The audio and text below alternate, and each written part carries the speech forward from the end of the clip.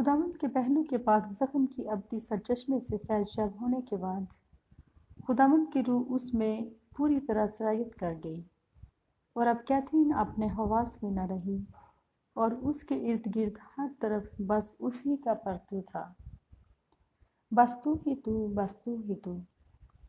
وہ خداوند کی محبت میں اس قدر غرق تھی کہ ہر چیز اس کے لیے حقیر اور ہیش تھی، تاہم وہ دعاؤں میں نہایت گرم جوشی کے ساتھ خداوند سے التجا کرتی کہ وہ مکمل طور پر رضائے خداوندی میں غرق ہو جائے۔ ایک دن پوری لگن اور گرم جوشی کے ساتھ زبور نویس کے الفاظ میں خداوند سے دعا کرنے لگی کہ اے خداوند، مجھ میں ایک پاک دل پیدا کر اور نئے سرے سے ایک مستقیم روح میرے بدن میں ڈال۔ وہ نہایت سرگرمی اور ثابت قدمی سے یہی دعا کرتی رہتی کہ میرے دل اور میری مرضی کو مجھ سے لے لے، تو خداوند یسوع مسیح نے ایک رویا کے ذریعے اس کو اس کا جواب تسلی بخش دیا۔ اس نے مسیح نجات دہندہ کو اپنی طرف آتے دیکھا، جس نے اس کی خواہش کے مطابق اس کے سینے کو بائیں جانب سے کھولا اور اس کے دل کو وہاں سے نکال لیا اور واپس روانہ ہو گیا۔ دل کے بغیر بھی کیتھرین اپنے آپ کو بالکل ٹھیک محسوس کر رہی تھی۔ اس انوکھی حقیقت کا اس نے بہت سے معزز ہستیوں کے سامنے ذکر کیا، مگر ایسی حکمت سے یہ اندھے لوگ کب اس بات کو سمجھتے اور تسلیم کر سکتے تھے۔ کیتھرین اعتراف میں بھی اس واقعہ کو دہراتی، لیکن اس کے صلاحکار فادر اسے سمجھانے کی کوشش کرتے کہ دل کے بغیر زندہ رہنا مشکل ہی نہیں بلکہ ناممکن ہے۔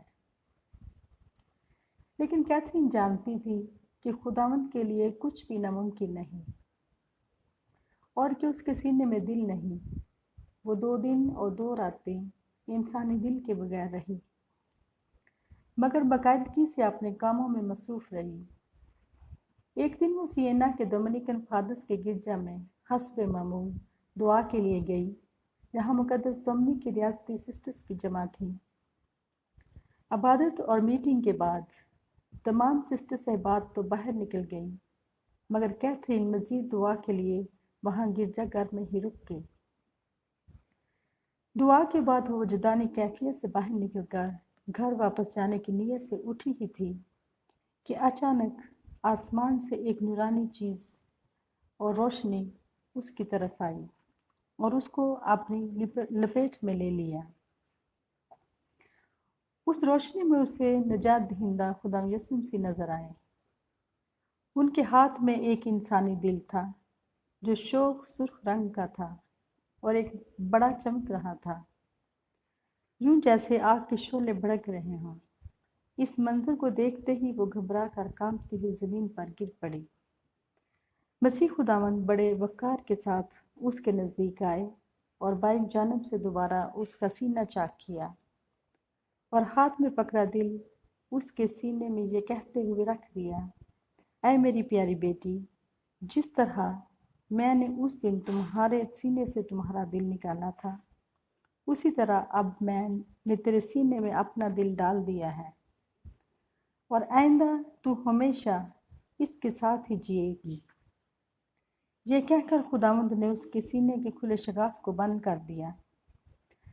معجزے کے زخم کا نشان اس جگہ پر رہ گیا جس پر سینہ بند کیا گیا تھا۔